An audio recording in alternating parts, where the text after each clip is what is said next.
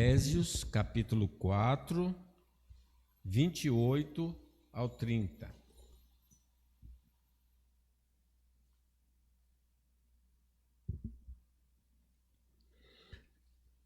Aquele que furtava, não furte mais.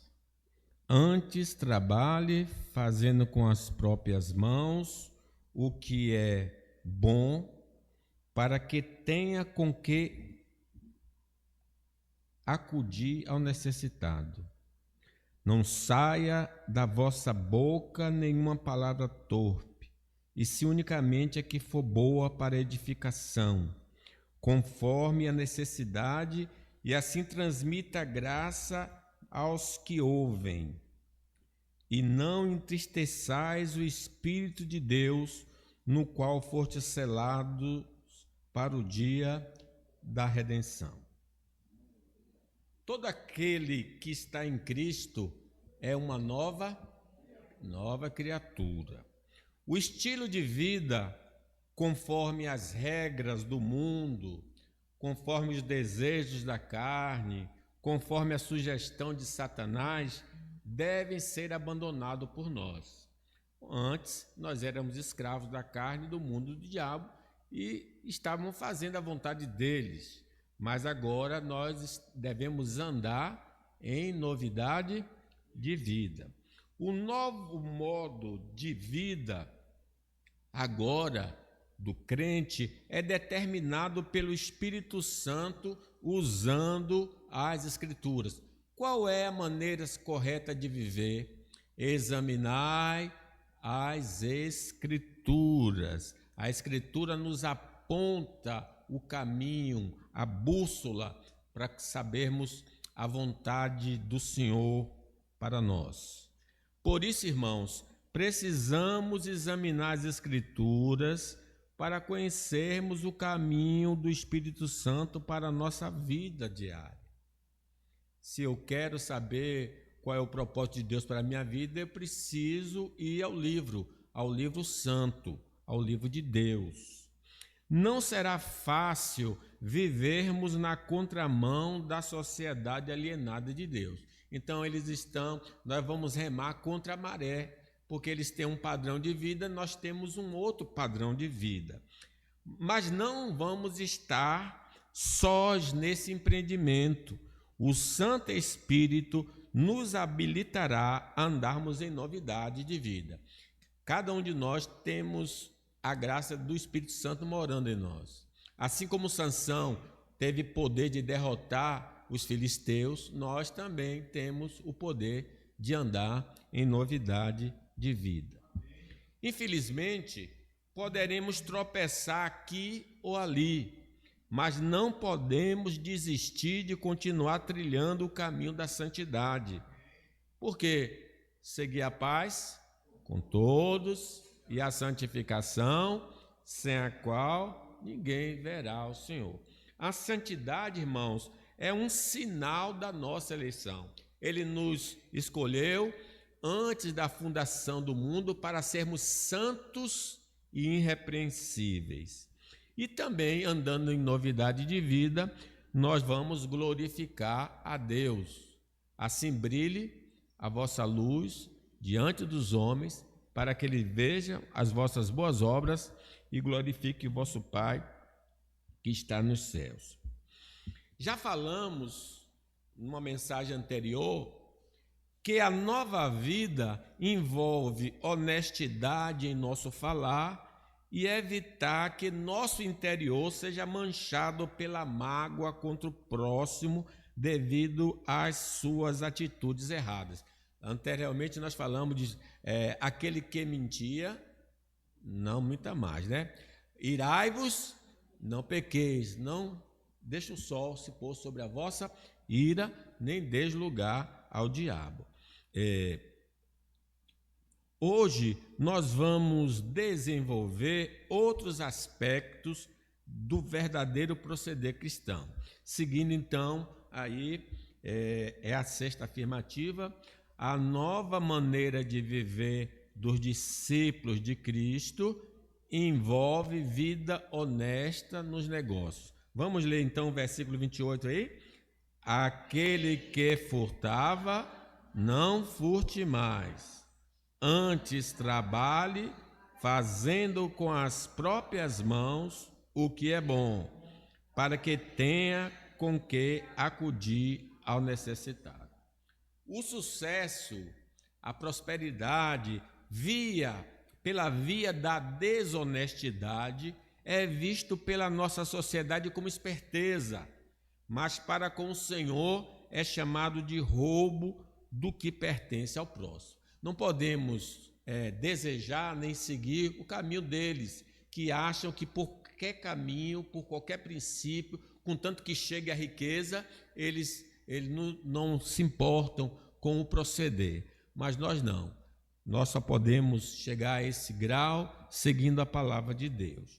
Isaías, condenando os líderes religiosos dos seus dias, diz: os teus príncipes são rebeldes e companheiros de ladrões.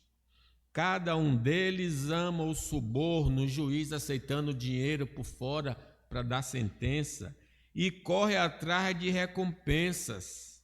Não defendem o direito do órfão e não chegam perante eles a causa das viúvas. Vocês viram, vai abrir uma CPI agora, que desviaram 90 bilhões dos aposentados. Muita gente enriqueceu com o desvio do dinheiro dos aposentados.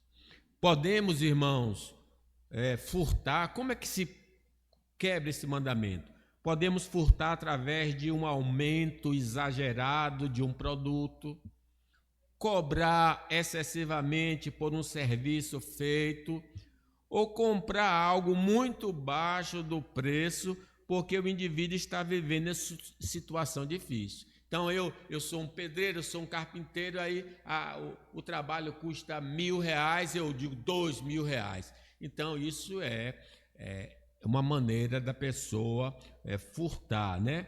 Ou então vender um produto com um preço bem acima.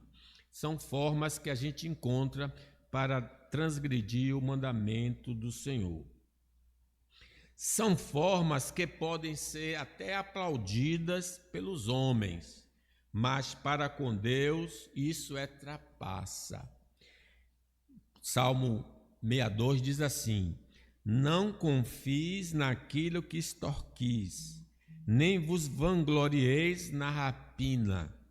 Se as vossas riquezas prosperam, não ponhas nelas o coração. Ainda em Provérbio diz: os tesouros da impiedade de nada aproveitam, mas a justiça livra da morte. Irmãos, a ordem divina é para que paremos com todo tipo de exploração como servos de Deus. Versículo 28, aquele... Está bem claro, né?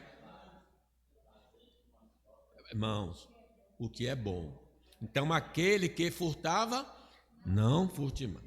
A desonestidade é usurpar o que pertence ao próximo.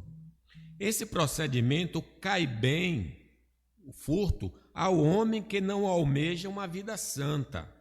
Mas quem prefere os tesouros mal adquiridos da terra para ter um prazer transitório e depois passar uma eternidade no sofrimento, do que ser honesto e passar dificuldades, mas na eternidade gozar do paraíso eterno. Então, quem furta aqui, não entra lá. Quem vive honesto aqui, entra no novo céu, nova terra. Paulo falando aos Coríntios: ou não sabeis que os injustos não herdarão o reino de Deus? Não vos enganeis, nem impuros, nem idólatras, nem adúlteros, nem efeminados, nem sodomitas, nem ladrões, nem avarentos, nem bêbados, nem maldizentes, nem roubadores herdarão o reino de Deus. Mas nós que somos, irmãos, discípulos de Cristo, não convém esse tipo de comportamento. Diz o versículo 28, aquele que furtava, não furte mais. Mas além de deixar de furtar, devemos trabalhar honestamente, buscar nossa dependência financeira por meio de um trabalho lícito, isto é a vontade de Deus. Gênesis 3 diz assim, no suor do rosto comerás o teu pão até que tornes a terra, pois dela fostes formado, porque tu és pó e ao pó tornarás. Enquanto a preguiça é condenada pelo Senhor, o trabalho é abençoado por Ele. Provérbio diz, não ames o sono, para que não empobreças. Abre os olhos e te fartarás do teu próprio pão. Ou então um versículo muito conhecido, vai ter com a formiga, preguiçoso.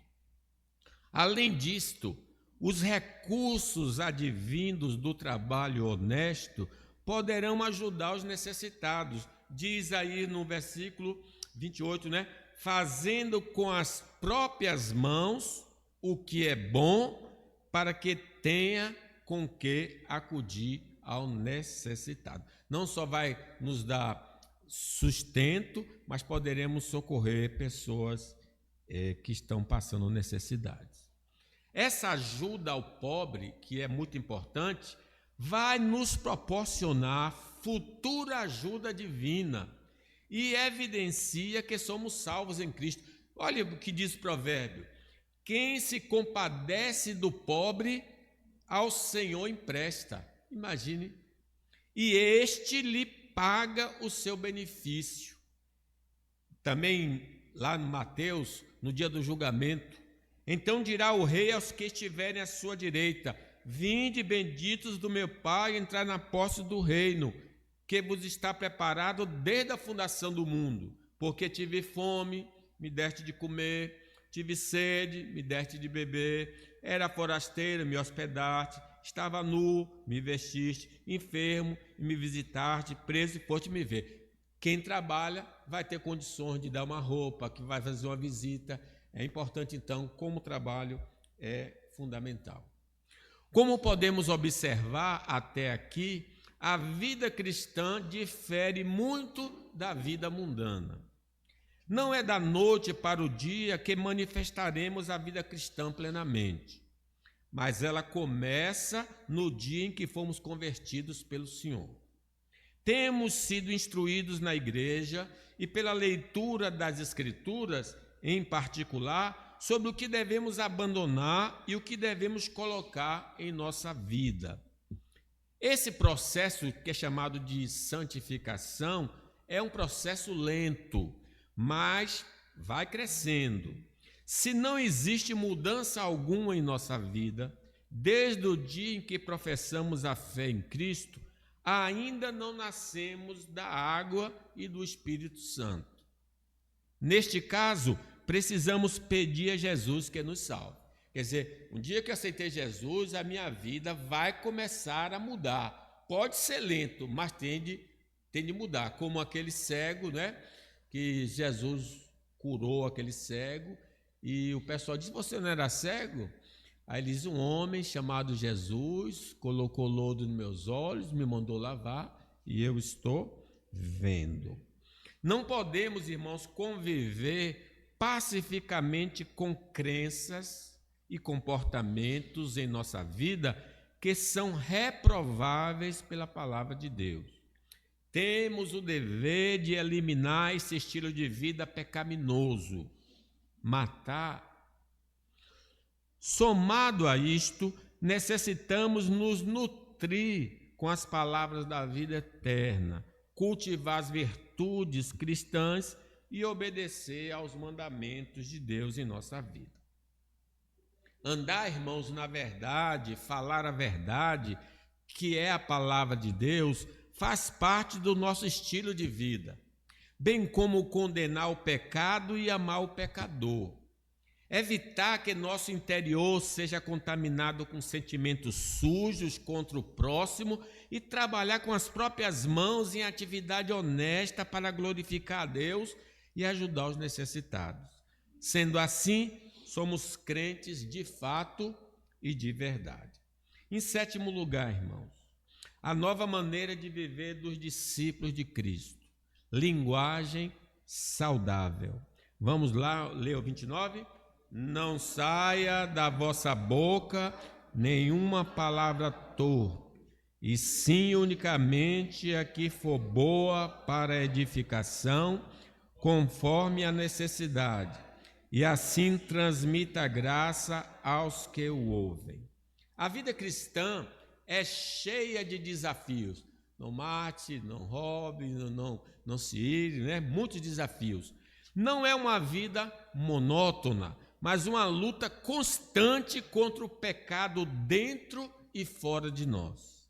Logo, uma nova linguagem devemos manifestar em nossos relacionamentos com Deus e com o próximo. Versículo 29 diz: não saia da vossa boca nenhuma palavra torpe, e sim unicamente a que for boa para a edificação, conforme a necessidade, e assim transmita a graça aos que ouvem.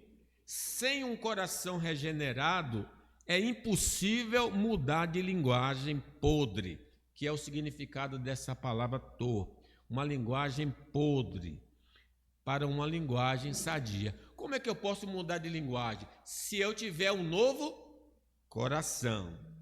Jesus falando para os fariseus: raça de víboras, como podeis falar coisas boas sendo maus?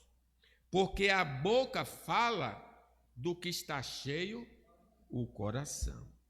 Mesmo um crente verdadeiro, que não se alimenta da palavra e tem pouco convívio com os santos, mas vive, por questões de trabalho, em um ambiente carregado de palavras feias e que não edificam, irá naturalmente pronunciá-las em um momento de tensão ou em uma conversa amistosa. Pode ver, quando a pessoa tem muito contato com o mundo, ele de repente vai dizer a Maria, a gente já viu alguém fazer assim, Maria, invocando o nome, né? Ou então dando um palavrão, porque no ambiente dele é tão contaminado por palavrão que quando ele se vê, até no meio da igreja do santo, ele larga o palavrão, né? Mas Paulo nos diz o seguinte: não vos conformeis com este século, mas transformai-vos pela renovação da vossa mente, para que experimenteis qual seja a boa, agradável e perfeita vontade de Deus. Então, meus irmãos, é necessário meditarmos, se possível, decorarmos a palavra do Senhor, para que mesmo vivendo em um ambiente hostil, no trabalho, por exemplo, com os vizinhos, não sejamos contaminados por um linguajar reprovado pela palavra de Deus. Certamente, palavras podres envolvem nomes feios. É muito feio um crente com nome feio na boca. Muito feio. Uma boca suja, né? Essas palavras são tipicamente mundanas e somos proibidos pelo Senhor de pronunciá-las, mesmo contando um fato. É interessante, não sai da vossa boca nenhuma palavra podre, torpe. Aí aconteceu uma coisa lá com o vizinho deu lá um monte de nome, aí o crente vai reproduzir o que aconteceu lá. E ele reproduz literalmente tudo que o vizinho disse, ele diz também. Não podemos fazer isso, é uma coisa feia. Ele disse nomes feios lá que não convém dizer, convém repetir, né? Paulo chega a dizer que nem se nomeie entre vós como a santos essas conversas que não edificam. Mas elas não só envolvem nome feio, mas elas envolvem também transmitirmos ensinamentos falsos sobre Deus, sobre a vida cristã e aconselharmos os homens segundo a nossa visão e não segundo a palavra do Senhor. Então, por exemplo, se eu uso meus lábios para ensinar uma inverdade, é uma boca suja. Se eu uso meus lábios para aconselhar a pessoa a fazer algo mal, é uma boca suja, né? Eu preciso observar que não é só o nome feio que está aqui se falando. Pedro diz assim: no passado apareceram falsos profetas, e assim também vão aparecer falsos mestres entre vocês. Eles ensinarão doutrinas destruidoras e falsas. Então, através da boca suja do diabo lá no paraíso, nossos pais acreditaram na mentira do diabo e trouxe toda a ruína. Os falsos profetas vão levar muita gente com ele para o inferno por causa das suas mentiras, né? Foi o conselho, por exemplo, podre de Jonadab, dado ao filho de Davi, Aminon, para abusar de sua irmã Tamar, que trouxe desgraça e morte à família do rei. Está vendo? O cara usou os lábios para ensinar o sujeito a como abusar da irmã dele. As palavras doces, mas venenosas de Dalila fizeram Sansão revelar o seu segredo de comunhão com Deus e lhe trouxeram sofrimento e morte. O que estamos tentando demonstrar é que falas podres envolve nomes impróprios e também aconselhamentos perversos. A gente precisa tomar cuidado com isso. Nós devemos aconselhar as pessoas segundo a palavra. Poderíamos ainda acrescentar a podridão da calúnia que levou à morte de Estevão por apedrejamento. A palavra podre da murmuração que nos faz quebrar nossa comunhão com Deus e pode contaminar todos os que estão à nossa volta. E aí eu faço referência aos 10 espias.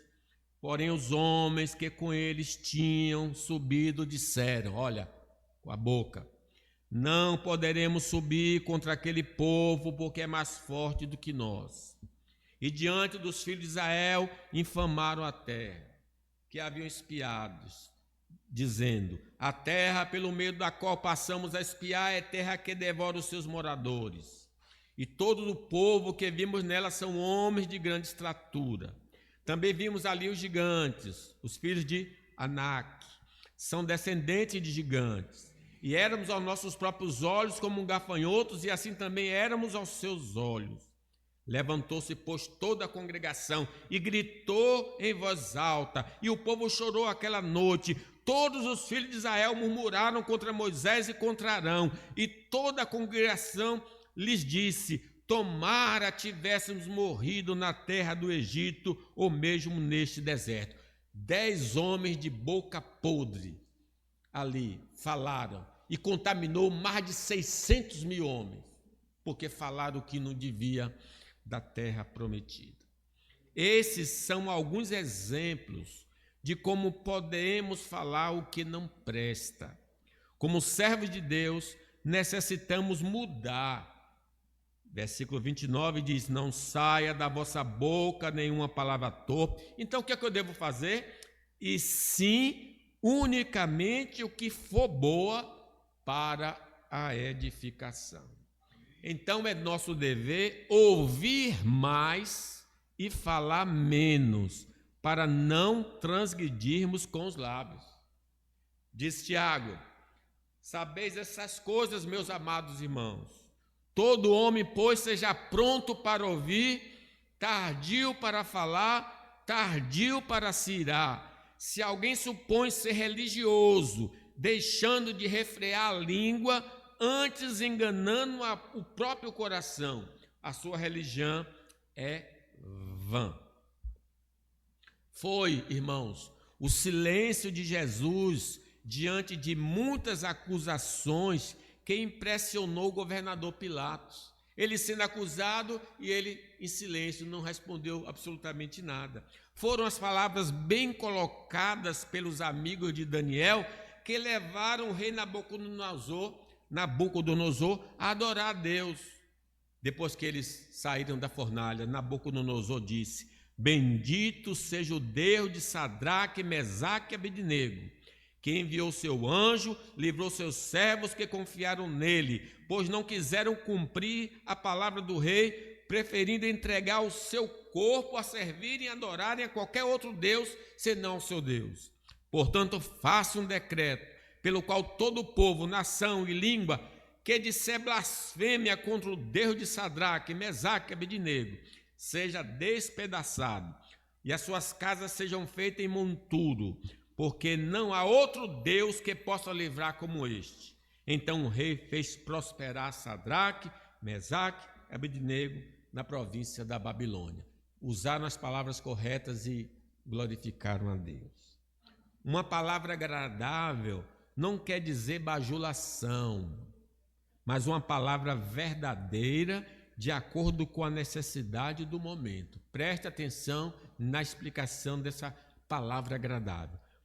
Palavra agradável não é bajular, mas é dizer uma palavra própria para o momento exato. Por exemplo, se o indivíduo está necessitando de uma palavra de ânimo e nós o repreendermos, estaremos como o sacerdote Eli, dando uma palavra inapropriada que fará mais mal do que bem. Enquanto Ana estava orando ali em silêncio, o profeta disse: mulher, se afasta do seu vinho. Chamou ela de embriagada. Então foi uma palavra podre que ele deu, não foi uma palavra verdadeira. Se o indivíduo precisa ser repreendido, mas nós simplesmente o incentivamos a andar pela vereda correta, estamos deixando de adverti-lo e ele vai perecer por não ter se arrependido. Provérbios 23, não retires da criança a disciplina, pois se a fustigares com vara, não morrerá. Tu a fustigarás com a vara e livrarás a sua alma do inferno. Enfim, meus irmãos, aconselhar, exortar, repreender e animar no momento certo serão palavras agradáveis aos olhos do Senhor. Mas o homem de boca suja não passou pela experiência do novo nascimento. Quem não consegue dar bom conselho, quem não sabe dar uma boa palavra, quem anda com nome feio, não foi salvo ainda por Jesus. Jesus nos revelou que as palavras podem nos condenar. Mateus diz assim: o homem bom tira do tesouro bom coisas boas, mas o homem mau do mau tesouro tira coisas más. Digo-vos que toda palavra frívola que proferirem os homens darão conta no dia do juízo, porque pelas tuas palavras serás justificado e pelas suas palavras serás condenado. Quem tem boca suja precisa urgentemente se arrepender e crer no Evangelho para ser salvo através da fé em Cristo Jesus. Quem corriqueiramente fala palavras que não edificam, não está debaixo da influência do Espírito Santo, mas da velha natureza. Neste caso, é o crente, o convertido, ele precisa fazer a confissão dos seus pecados, precisa se arrepender, e ele então vai ter a sua comunhão com Deus restaurada. Finalizando, a nova maneira de viver dos discípulos de Cristo é evitar entristecer o Espírito Santo. Vamos ler aí? E não entristeçais o Espírito de Deus, no qual foste selado para o dia da redenção.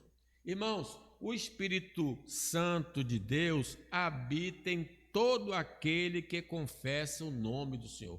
Onde está o Espírito do Senhor? Está dentro da pessoa que aceitou Jesus. Jesus mesmo falou isso. No último dia, o grande dia da festa, Levantando-se Jesus, exclamou: se alguém tem sede, venha a mim, beba.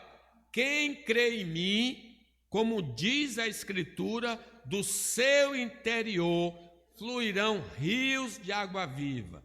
Isto ele disse com respeito ao Espírito, que haviam de receber os que nele crescem, pois o Espírito até aquele momento não fora dado, porque Jesus não havia sido ainda glorificado. Então, meus irmãos, o Espírito Santo está em nós. A música diz: o Espírito Santo se move em você, ele está em você. É o Santo Espírito que impede a velha natureza de exercer sobre nós controle e usar os nossos membros ao pecado. Paulo fala isso claramente, porque se viverdes segundo a carne, caminhais para a morte, mas se pelo Espírito mortificardes os feitos do corpo, certamente vivereis. Sem a operação do Espírito de Deus, é impossível a nós guardarmos os mandamentos do Senhor. Ezequiel diz assim: porei dentre vós o meu espírito e farei com que andeis nos meus estatutos, guardeis os meus juízos e os observeis. É por causa do Espírito Santo que nós recebemos, que nos habilita com dons espirituais para ajudar o corpo de Cristo a crescer e amadurecer. Através do Espírito de Deus, podemos ser amorosos, alegres, pacientes, mansos, bondosos e ter autocontrole. É Ele quem nos dá entendimento para compreendermos as Escrituras pela leitura pessoal ou através da exposição bíblica na igreja. Irmãos, existem muitas outras obras do Espírito Santo. Se nós o entristecermos, essas ações serão drasticamente diminuídas em nossa vida. Paulo diz: não entristeçais o Espírito Santo. Se o Espírito Santo for entristecido, nós não teremos poder para viver a vida cristã. Vocês lembram de Sansão? Dalila ficou tentando descobrir onde estava a força dele. E a força dele residia na comunhão com Deus. Ele não podia cortar o cabelo. Então, quando cortou o cabelo, a comunhão dele foi quebrada. E ela então gritou: Sansão, vem os filisteus. Ele disse: vou me sair como antes. Mas ele não pôde sair, porque o Espírito de Deus já tinha se retirado dele. Assim é todo crente que não tem comunhão com Deus, não tem o poder de Deus para viver a vida cristã.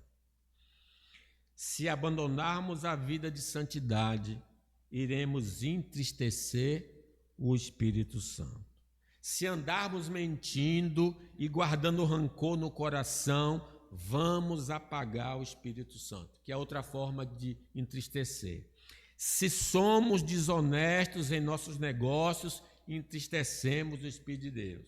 Se temos uma boca suja, apagamos o Espírito Santo. Se não amamos a Deus e ao próximo, apagamos o Espírito Santo. Somente o pecado e a vida no pecado podem entristecer o Espírito Santo. Vamos então, irmãos, alegrar o Espírito Santo.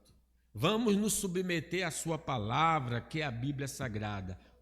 Pedro diz assim: sabendo primeiramente isto, que nenhuma profecia da Escritura provém de particular elucidação, porque nunca jamais qualquer profecia foi dada por vontade humana. Entretanto, homens santos falaram da parte de Deus, movidos pelo Espírito Santo. Então, aqui é a espada do Espírito, a palavra de Deus. Usemos então a oração, a meditação na palavra de Deus, a participação na ceia, a reflexão no nosso batismo, a comunhão dos santos, a adoração pública, porque estas coisas alegram o Espírito Santo na nossa vida. Ajudemos o próximo, pratiquemos boas obras, vamos evangelizar e o Espírito Santo se alegrará em nós. Tira as coisas ruins, coloca as coisas corretas. A vida cristã, irmãos, é dependente da comunhão com o Espírito Santo. Todo fracasso como cristão reside em apagarmos o Espírito Santo. que possamos cultivar nosso relacionamento com o Espírito de Deus para termos poder de testemunhar de Cristo. Jesus disse aos apóstolos, né? Ficar em Jerusalém, até que do alto sejais revestidos de poder, e sereis minhas testemunhas, tanto em Jerusalém, como em toda a Judéia, Samaria e até os confins da terra. Concluo. Para vivermos como cristãos, precisamos ser cristãos. Necessitamos nascer de novo. Devemos nos arrepender e crer em Cristo como nosso Salvador. Seremos então batizados com o Espírito Santo, que nos ajudará a andarmos no caminho do Senhor. Mas não podemos pecar voluntariamente para não entristecermos o Espírito Santo e ficarmos privados do seu poder para vivermos a vida de Deus. Através da confissão de pecados, podemos ter a restauração da comunhão com Deus e o poder do Espírito Santo para andarmos em novidade de vida. Então a igreja fracassa hoje porque está entristecendo o Espírito. Enquanto não dá lugar ao Espírito, não vai haver esse fluir da vida cristã verdadeira. Que Deus nos abençoe.